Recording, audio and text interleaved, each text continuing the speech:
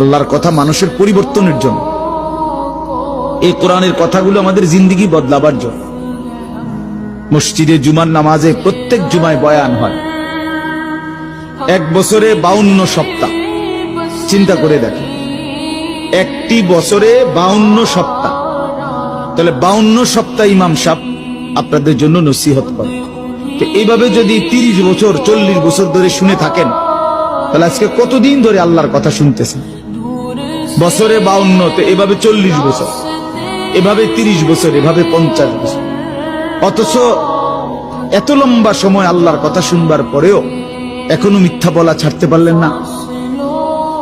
এত লম্বা সময় আল্লাহর কথা বলা শুনবার পরেও বিড়ি সিগারেট খাওয়ার অভ্যাসটা ছাড়তে পারলেন না। এত লম্বা সময় আল্লাহর কথা শুনবার পরেও চা দোকানের আড্ডা বন্ধ করতে পারলেন না।